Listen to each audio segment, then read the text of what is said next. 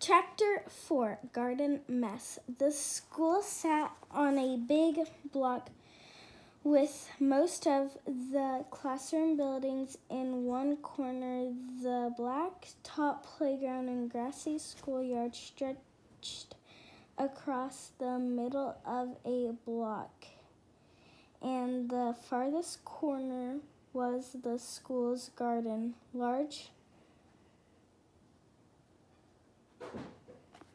What's that word? Ceramic pots, flowers line each side of the garden fence. It was definitely a long way for 2 pint-sized puppies. "We've got this," said Rosie. But how are we hide all along the way? "I know," said Barkley. "I've got a trick." Barkley's paws began to glow.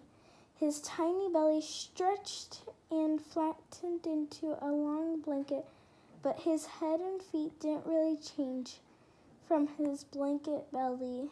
The little green hairs that looked like grass began to grow, and in one blink, Barkley turned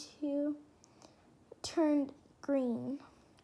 "You look like a seasick flying squirrel," said Rosie with a chuckle. "What can I say?" Barkley winked. Tessling?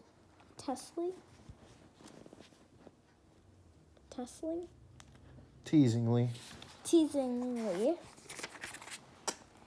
As he dropped himself over Rosie. I'm one flying guy." "Good one, silly pup," laughed Rosie. "Let's go." The 2 of them stepped out of the shadows and onto the grassy lawn. This was perfect because nature and the grass were Rosie's territory. She slinked. Where? Right there.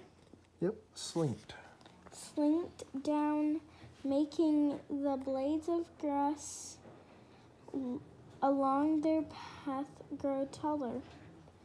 This helped cover her and blanket Barkley even more. Quickly, the 2 pups The 2 hidden pups hurried across the schoolyard and toward the garden for a closer look. "There she is," whispered Barkley. They had only ever seen Miko as a hologram. Seeing her in person felt like finding a long-lost friend. Rosie's heart tingled again. Was the strange glow back? But just as she began to look, she tripped on her feet and went tumbling head over paws. She landed on her belly. "Oomp! Oomp! Are you all right?" asked Barkley as he jumped on top of her to keep covered. "Sorry, I got distracted. We're almost there." She and Barkley sped across the last stretch of the field. Inside, the garden was beautiful. It had wood-chipped paths that circled in 8 raised flower beds. Each one was painted a different color with child-sized handprints decorating every side. 2 hoses that led to a water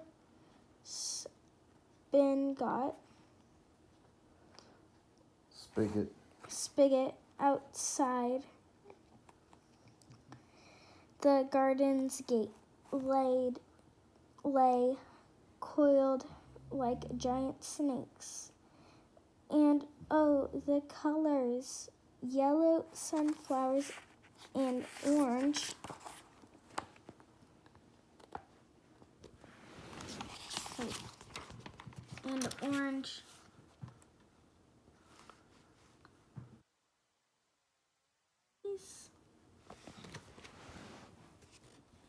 Lilies.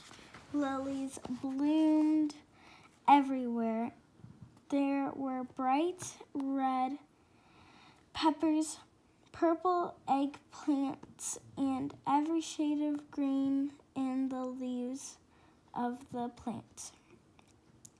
Rosie sighed in delight, her nose kissed by the pretty scent of happy flowers. Even though she was tempted to use magic to make them dance, staying hidden was more important. The little garden was busy with movement and sounds too.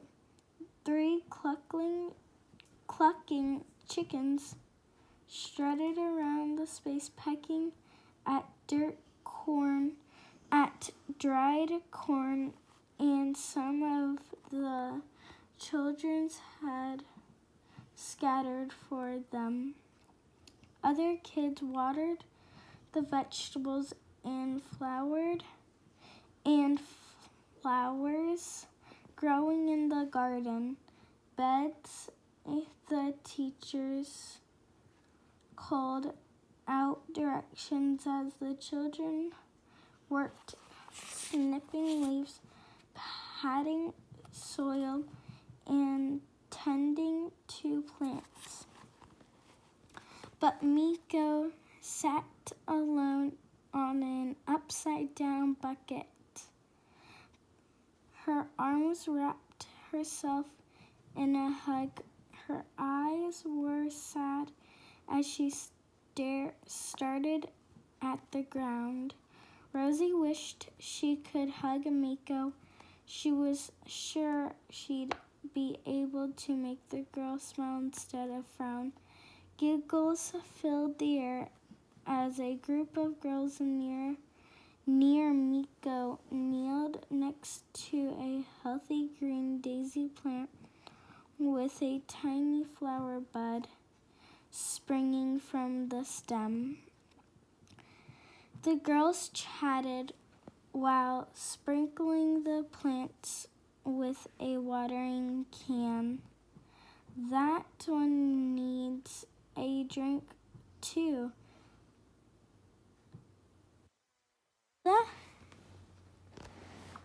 Where? This one. Eliza called one of the girls, pointing to a flagging sprout in the bed closet. To Miko, Zelda walked over and poured water on it. But she didn't say anything to Miko. She didn't even glance Miko's way. Wow, look, Zelda exclaimed. One of the stems of the just watered plant began growing taller and taller. Inch by inch, right before their eyes, its leaves spreaded out just a bit, and its buds changed from green to pink in one flick of a tail. That's amazing. Watering really does help.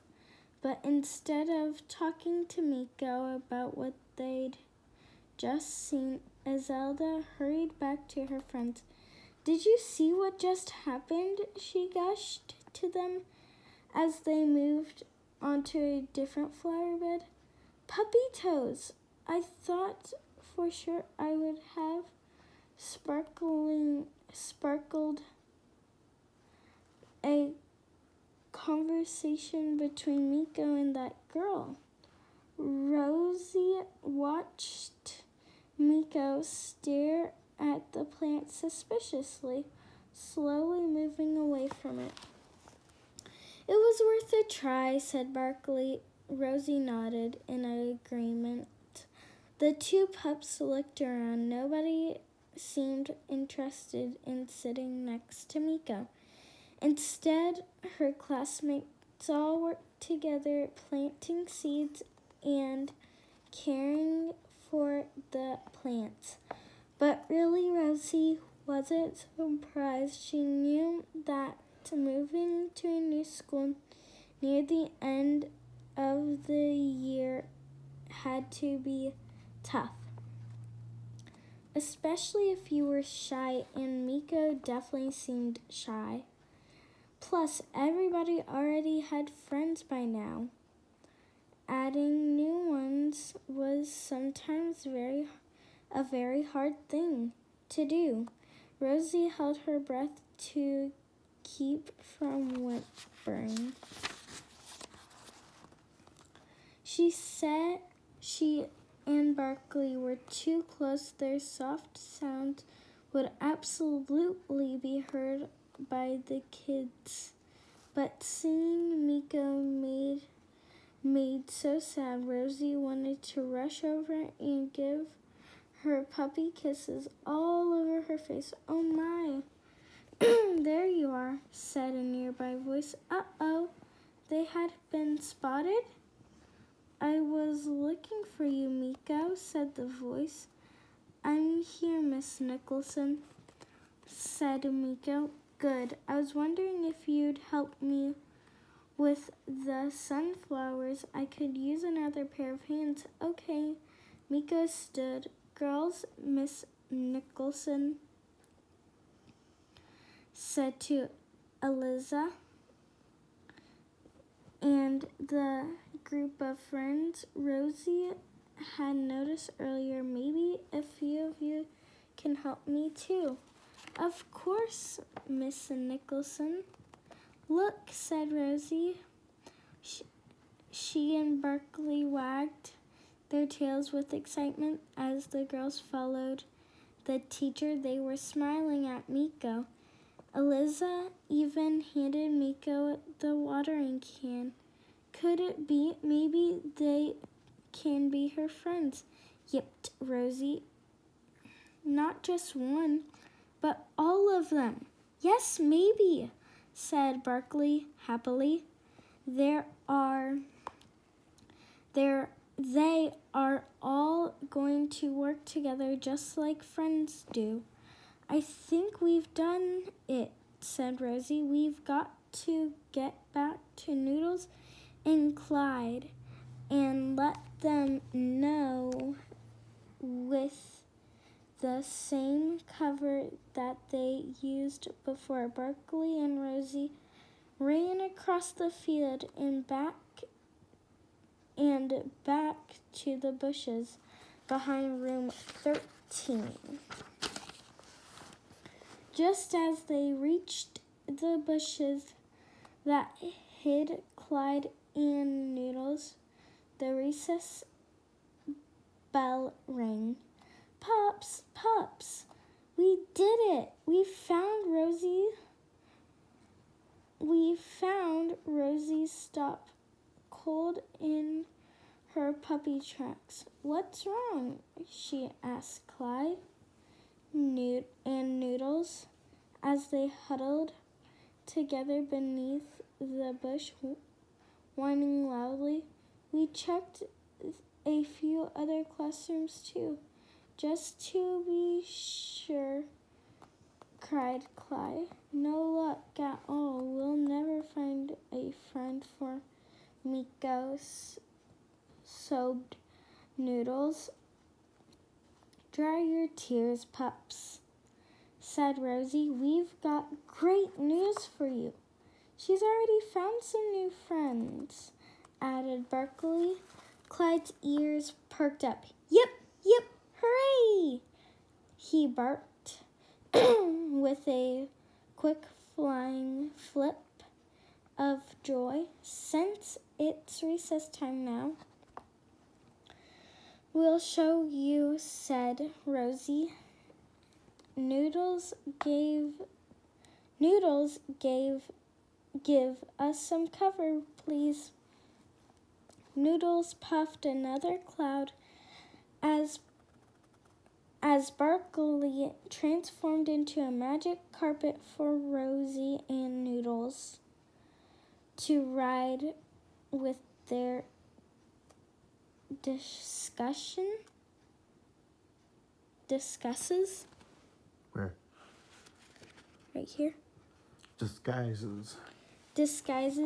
And Clyde leading the way. They jetted off toward the playground.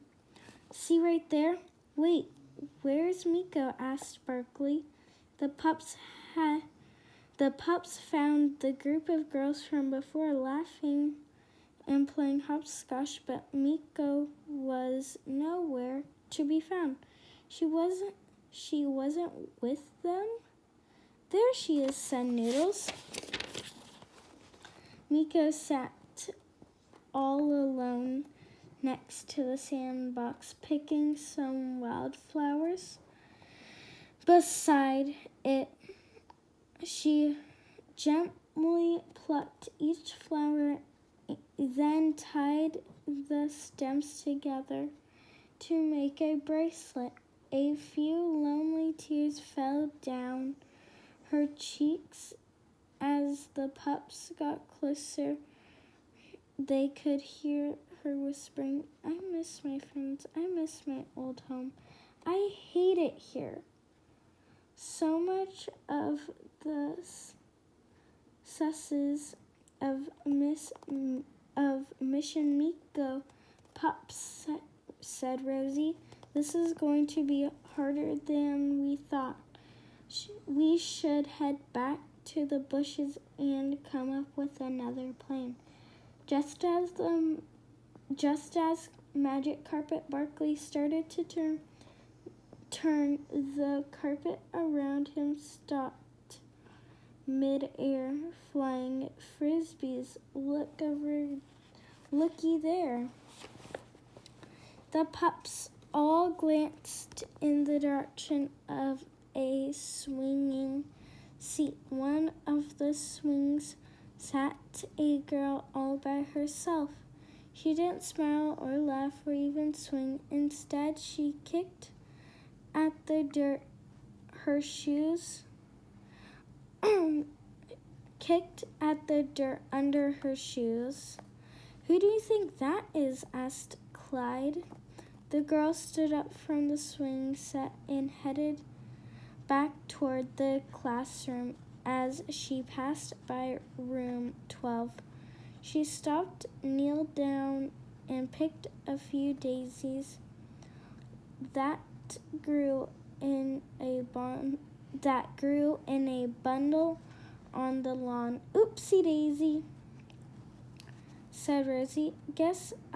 I guess I forgot to reverse my magic." The girl crowded the daisies in her hand. Then she sat down against the wall of room 15 and pulled out a small bag filled with flowers. She gently added daisies, closed the bag, and put it back into her pocket. She didn't move again until the bell rang and her class lined up in front of the door. Once recess was over and all the kids were back inside their classrooms, the pups watched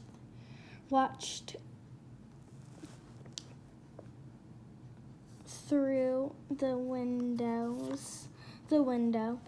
As the new girl sat at a desk labeled Jasmine, she pulled the bag back out and added the new flowers to a small jar on her desk. The jar already had some flowers in it and a little water at the bottom. There, said the girl, smiling at her miniature boutique. Maddie would have loved these, she whispered to herself.